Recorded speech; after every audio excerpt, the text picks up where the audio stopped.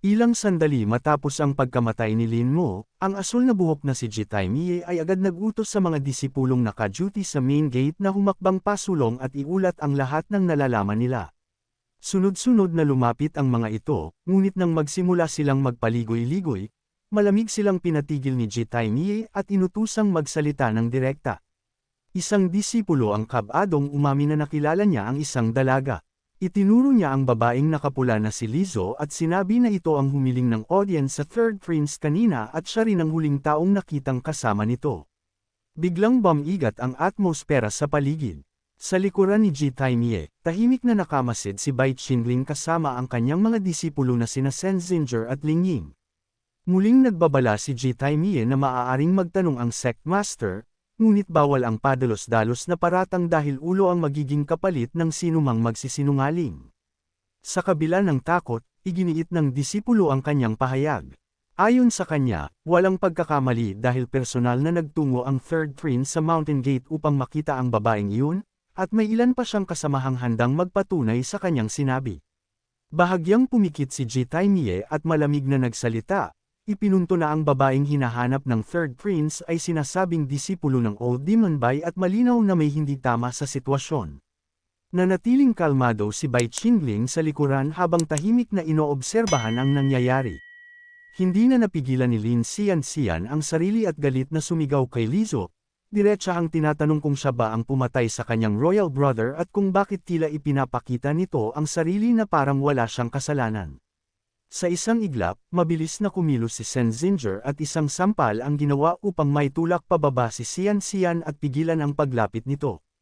Mariing ipinagtanggol ni Sen Zinger ang kanilang panig at ipinaalala na ang taong nasa harap nila ay disipulo ng Netherworld Palace, kaya hindi basta maaaring pagsalitaan ng walang ingat. Saglit na nanahimik ang paligid habang nagtagpo ang mga titig. Maya-maya, lumapit si Sen Zinger sa kanyang master at may bahagyang paglalamang na inamin ang pagkakamali. Ipinaliwanag niyang ang kanilang ginawa ay alinsunod lamang sa mga patakaran ng Netherworld Palace at naayos na raw niya ang gulong iyon nang sila lamang ang naroon. Marahang hinaplos ng lalaking may mahabang buhok ang ulo ni Sen Zinger habang kalmadong sinabing ang kanilang mga salita at kilos ay hindi kailangang magmukhang paghingi ng tawad sa kanya. Para sa kanya, hindi na iyon mahalaga. Kasunod nito, diretsahang hinarap ni Bai Qingling si Lizzo at malamig na tinanong kung nagkita ba sila ng Third Prince noon. Walang pag-aalinlangang sumagot si Lizzo na hindi, at tahimik lamang na tinanggap ni Bai Qingling ang sagot. Sa isang kisap mata, nagningning ang kanyang pulang mga mata habang mariin niyang ipinahayag na dahil sa sinabi nito, ang lahat ng kanyang mga disipulo na nasangkot sa pagkamatay ng Third Prince ay ituturing na wala nang umiiral. Biglang nanlaki ang mga mata ng isang disipulo nang sumiklab ang nakakatakot na presensya. Sa isang iglap, bumulusok si Jitai Mie at walang awang pinaslang ang mga disipulong kanina lamang ay nagsusumbong, nag-iwan ng dagwang katahimikan sa gitna ng bakuran. Habang hawak ang dagwang espada, ngumiti si Jitai Mie at malamig na nagsalita na dahil dito, hindi na makapagbibigay ng paliwanag ang Sixth Prince, at buong kumpiyansa niyang idinagdag na tiyak na masisiyahan si Brother Qingling sa naging resulta. Kampanteng ngumiti si Bai Qingling at malamig na pinuri si Brother Ji, sinabing isa itong taong tunay na nakakaunawa sa mas malaking larawan. Sa ilalim ng mapanganib na titig ng kanyang pulang mga mata, tahimik niyang inalala na ang ginawang hakbang kanina ay formal na lamang na pagsisimula. Para sa kanya, iyon ay tila simpleng pag-indek ng tao, ngunit ang susunod na mangyayari ay parang isang aninong gumagapang palabas mula sa dilim. Biglang napaigtad si Xianxian at nagmamadaling nagsabing kailangan na nilang umalis. Sa utos ni Bai Qingling, agad silang kikilos at dadalo sa Moon Sect Academy kinabukasan, na parabang walang nangyaring pagdanak ng dugo sa kanilang likuran. Pilit pinakalma ni Lin Xianxian ang sarili kahit nanginginig ang kanyang mga kamao. Buo ang loob niyang maniwala na ang lahat ng ito ay bahagi lamang ng plano ng kanyang master, ngunit sa kaibuturan ng puso niya ay nag-aalab ang galit. Sa isip niya, kapag napatunayan ang katotohanan, hindi siya magdadalawang isip na patayin ang may sala. Sa di kalayuan, malamig na ngumiti si Bai Qingling at mahinang binalaan ang dalaga na maghinay-hinay. Para sa kanya, darating din ang araw na kusang lalantad ang mga lihim ng Netherworld Palace. Kasabay nito, biglang lumitaw ang malamig na liwanag ng sistema. Matagumpay na na-activate ang Black and Great Love, at ang target na si Lin Xian ay opisyal nang nasa estado ng corruption. Dumagsa ang Great Love Points habang tahimik na umiikot ang plano sa likod ng mga pangyayari.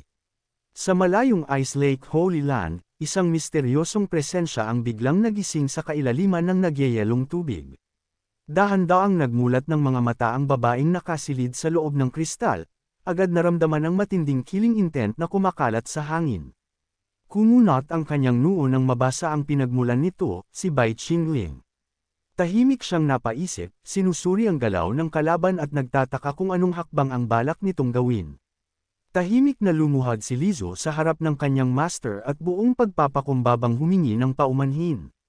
Ipinaliwanag niyang ang pagpaslang kay Lin Mo ay sariling pasya niya, at handa siyang tanggapin ang anumang kaparusahan. Ngunit sa halip na galit, malamig na pinuri siya ng kanyang master. Para sa kanya, mahusay ang naging kilos ni Lizo at wala itong dapat ikabahala. Maging sa ibang pagkakataon daw, ganoon din ang kanyang gagawin. Idineklara pa niya na si Lizo ang pinakapinapahalagahan niyang disipulo. Napatigil si Lizo, namula ang mga mata sa hindi inaasahang papuri. Sa isang iglap, yamakap siya sa kanyang master, puno ng emosyon ang kanyang tinig. Bahagyang nagulat si Bai Qingling at tinanong kung ano ang ginagawa niya. Ngunit mahina lamang nangumiti si Lizo at sinabing ngayon lang niya ito nagawa. Sa mahina ngunit matamis na tinig, inamin niyang sa unang pagkakataon, pakiramdam niya ay maaari siyang lubos na umasa sa kanyang master. At dahan-dahan niyang inilapit ang sarili sa kanyang master, puno ng mapang-akit na kumpiyansa ang kanyang mga mata. Sa malambing ngunit mapanghamong tinig, sinabi niyang mayroon pang isang uri ng mahalagang sakit na hindi pa nito nararanasan, at nais niyang siya mismo ang magturo nito sa kanyang master. Saglit na natigilan ang lalaki, bakas sa mga mata ang pagkalito habang binibigkas ang pangalan ni Feng Lizo. Tila hindi niya inaasahan ang direksyong tinatahak ng dalaga. Ngunit sa kabilang panig ng silid, biglang napakunot ang noo ni Xian Xian. Napansin niyang tila may kung anong nangyayari, at nagtataka kung bakit biglang nanigas ang bida. Habang patuloy ang tensyon, pilit niyang inudyukan na ituloy lamang ang kanilang ginagawa, puno ng inosenteng kuryosidad ang kanyang tinig. Ngunit sa susunod na sandali, bigla siyang napatigil, napahawak sa leeg at napaubos sa gulat. Sa halong kaba at pagtataka, napabulalas siya na tila may kung anong naipasok sa kanya ang lalaking iyon. Biglang uminit ang katawan ni Xian Xian, nanlalabo ang paningin habang mabilis ang kanyang paghinga. Hindi niya mapigilan ang sarili nang maramdaman ang kakaibang init na kumakalat sa kanyang dugo, at sa gitna ng pagkalito ay napabulalas siya sa sobrang pagkahilo ng pakiramdam. Sa isang iglap, kumislap ang talisman na lihim na itinanam, agad naglabas ng gininto ang liwanag na bumalat sa kanyang katawan. Ang kapangyarihan nito ay nagsimulang pigilan ang matinding tukso na bumabalot sa kanyang isipan, ngunit hindi nito tuluyang naalis ang epekto. Malamig na inutusan ni Bai Qingling na hayaan na ang natitira ay siya ng bahala. Para sa kanya, sapat na ang ginawa ng talisman bilang isang uri ng parusa at babala. Samantala, si Feng Lizo ay nakayukong lumapit sa kanyang master, mahina ang ngiti at puno ng malambing na panunukso ang boses. Ipinahiwatig niyang walang dapat ipag-alala dahil kontrolado na niya ang sitwasyon sa loob ng Yuluo Palace, at wala ng mga matang makakakita sa kanila. Ngunit sa sumunod na sandali, biglang sumiklab ang nag-aapoy na kapangyarihan sa kanyang katawan. Kumalat ang apoy sa kanyang balat habang mabilis na umiikot ang kapangyarihan sa paligid niya. Napansin ni Bai Qingling ang kakaibang pagbabago at agad na inisip na maaaring nagre-resonate ang kanilang koneksyon, dahilan upang magkaroon siya ng breakthrough sa Heaven Burning Art sa ganitong hindi inaasahang sandali. Ngunit sa halip na pigilan, malamig lamang siyang ngumiti. Kung ito man ang pagkakataon ni Lizo, wala siyang balak sirain iyon. Sa loob ng naglalagablab na enerhiya, kusang kumilos si Bai Qingling. Yumigkas ang init mula sa kanyang katawan habang kalmado niyang inilabas ang hininga, ginabayan ang nagwawalang apoy. Sa isang iglap, tila sumunod sa kanyang kontrol ang nagngangalit na kapangyarihan. Napasinghap si Feng Lizo habang binabalot siya ng umiikot na apoy. Lalong lumakas ang pressure sa hangin hanggang sa tuluyang sumabog ang enerhiya sa paligid. Mula sa gitna ng naglalagablab na apoy, dahan-daang lumutang si Feng Lizo, ang aura niya ay mas mabigat at mas mapanganib kaysa kanina. Isang breakthrough sa Heaven Burning Art. At malinaw, nakapasok na siya sa susunod na antas ng fourth scroll. Bahagyang humabol ang hininga ni Feng Lizo habang unti-unting hamupa ang naglalagablab na aura sa kanyang katawan. May mapang-akit na ngiti sa kanyang labi nang pabirong tanungin ang kanyang master kung muli ba siyang ginantimpalaan nito. Saglit na nag-alinlangan si Bai Qingling bago malamig na bumati, ngunit kapansin-pansing iniwas niya ang tingin. Lalong lumino ang ngiti ni Lizo. Napansin niyang umiilag ang kanyang master, at may halong panunukso sa tinig niyang sinabi na akala niya ay sanay na ito sa katawan ng babae. Ngunit nanatiling kalmado si Bai Qingling, tila walang balak magpadala sa kanyang mga biro. At biglang bumukas ang pinto. Dali-daling pumasok si Ling Ying at nagulat na may problema, lumitaw ang Blood Python Ancestor. Nanlaki ang mga mata ni Ling Ying. Naguluhan siya kung bakit magkasama si Lizo at ang kanyang master sa ganoong kalagayan. Umangat ang kilay ni Bai Qingling at malamig na inulit ang pangalan, saka ngumiti na parang may naisip na plano. Mahinahon niyang sinabi na nauunawaan na niya ang dapat gawin. Sa sumunod na sandali, sa kalangitan sa itaas ng kabundukan, tila may humahabol sa barko ng Yuluo Palace. Mula sa nagngangalit na ulap, biglang sumulpat ang napakalaking Blood Python Ancestor, nagliliyab ang mga mata habang hinahanap si Bai Qingling. Walang pag-aatubiling hamarang si Sen Zinger, buong tapang na hinarap ang halimaw at malamig na binalaan itong huwag maghasik ng gulo sa Yuluo Palace. Sa isang iglap, pinatawag ni Sen Zinger ang dambuhalang espiritu ng isang mandirigma, naglalagablab sa lilang enerhiya. Sa utos niya, rumagasa ang espiritu pababa, tangan ang napakalaking sandata, at walang awang pinukol ang Blood Python Ancestor. Sumabog ang pulang ulap nang magbanggaan ang dalawang puwersa. Umalangaw-ngaw ang galit na sigaw ng ahas habang pilit nitong sinasalubong ang pag-atake. Ngunit sa kabila ng banggaan, lalo lamang tumindi ang tensyon sa kalangitan.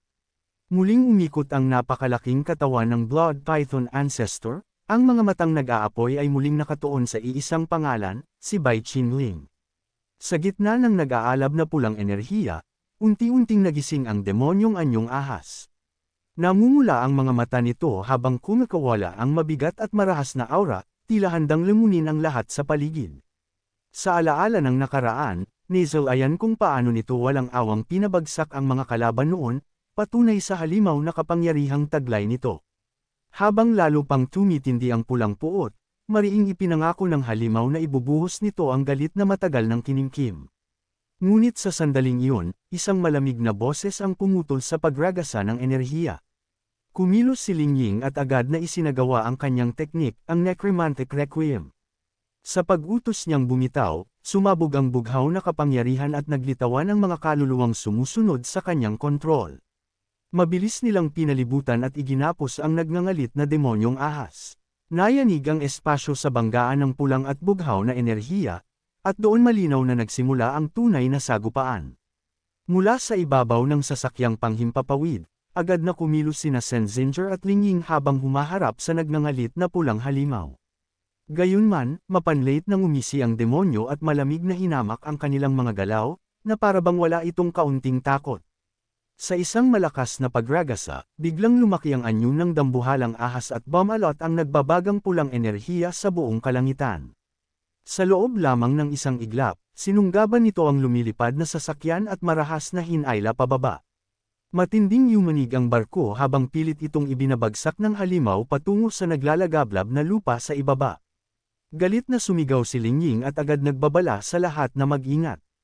Samantala, umalangaw-ngaw ang mabangis na sigaw ng halimaw sa himpapawid habang hinahanap nito kung sino ang naglakas loob na umatake sa kanya. Matatag na lumutang si Lizo habang mahigpit na hawak ang kanyang espada. Walang bakas ng takot sa kanyang mukha habang direkta niyang hinarap ang nagngangalit na halimaw. Malamig na tumawa ang demonyo at ipinagyabang ang tibay ng kanyang katawan, iginiit na kahit ang sinaunang teknik ay halos hindi makapinsala sa kanya. Ngunit walang pag-aalinlangang sumugod si Lizo, mabilis na hinati ang pulang ulap habang dumiretso ang kanyang atake. Sa isang iglap, tumagos ang kanyang espada at nag-iwan ng malinaw na hiwa sa katawan ng halimaw. Bahagyang nagulat ang demonyo habang napansin ang kakaibang lakas sa likod ng atakeng iyon. Mula sa himpapawid, mariing tinanong ni Lizo kung siya ba ang acting master ng isang sangay ng Ozora Palace. Saglit na napatigil ang halimaw bago muling ngumisi, ngunit kapansin-pansin na nag-iba ang tono nito. Gayunman, mabilis ding naghilom ang sugat nito. Sa malamig na tinig, hinamak ng demonyo ang atake at sinabing kulang pa iyon upang tunay siyang mapinsala. Kasabay ng pagngangalit nito, lalo pang sumiklab ang pulang enerhiya, at muling bumalot sa paligid ang nakakatakot na presensya nito. Sa gitna ng nag-aapoy na pulang enerhiya, nagsama-sama sina Senzinger at Lingying sa tabi ni Lizu habang mahigpit na minamasdan ang dambuhalang demonyo sa itaas. Ramdam nilang hindi ito kalabang basta matitinag at malinaw na nasa ibang antas ang nilalang na kanilang kaharap. Buong tapang na lumuhad si Senzinger at same time na nagpahayag na handa siyang lumaban para sa kanyang master. Ngunit agad din niyang inamin na kahit gusto niyang tumulong, alam niyang sa kasalukuyan ay wala pa siyang kakayahang makialam sa laban. Biglang dumating si Bai Qingling at pinatukan si Zinger, tinawag itong isang hanggal ngunit puno ng lamang ang kanyang tinig. Ipinaalala niyang sa ganitong mga sandali, ang tanging dapat isipin ni Zinger ay ang kaligtasan ng kanyang mga junior sisters. Kasunod nito, malamig na iniutos ni Bai Qingling kay Lizo na protektahan ang iba. Walang pag-aatubiling tumalima si Lizo at agad hinayla si Senzinger, takip ang bibig nito upang hindi na magsalita pa. Sa itaas, muling umalangaw ang boses ng demonyo, may halong pangungot siya habang tinatanong kung ang mayabang na batang iyon ba ang tinutukoy nilang Bai Qingling. Sa gitna ng nagngangalit na pulang kalangitan, marahang lumutang si Bai Qingling, kalmado at walang bakas ng pag-aalala sa kanyang mukha. Sa malamig ngunit kontroladong tinig, ipinaalala niya sa Blood Python ancestor na nagbago na ang panahon, at ang mundong ito ay hindi na para sa mga tulad nitong naiwan sa lumang era. Sa unay nagngalit ang dambuhalang ahas, ibinulgar ang lihim ni Bai Qingling at buong paghamak na inakusahan siyang nabubuhay sa pag-ibig at pagnanasa ng kababaihan. Ngunit sa halip na mayrita, bahagya lamang ngumiti si Bai Qingling, para bang inaaliw siya ng galit ng kalaban. Tahasan niyang inamin ang katotohanan, walang pag-iwas, walang pag-aatubili. At doon nagsimulang magbago ang ihip ng hangin. Biglang kumapal ang demonic might sa paligid niya, ang naglalagablab na aura ay dahan-daang kumalat sa kalangitan. Sa unang pagkakataon, napahinto ang Blood Python ancestor. Ang dating mabangis na titig ay napalitan ng malinaw na pag-iingat, at bakas ang bahagyang takot. Sa gitna ng nagngangalit na Blood Python, nanatiling kalmado si Bai Qingling. Alam niyang ang kaharap niya ngayon ay isang napakalakas na boss mula sa orihinal na larong minsan na niyang nilaro. At dito muna nagtatapos ang chapter na ito. Kung excited ka sa susunod, huwag kalimutang mag-subscribe at pindutin ang notification bell para updated ka palagi. Shout out sa mga loyal viewers natin, salamat sa walang sawang suporta. Kita-kits sa next upload.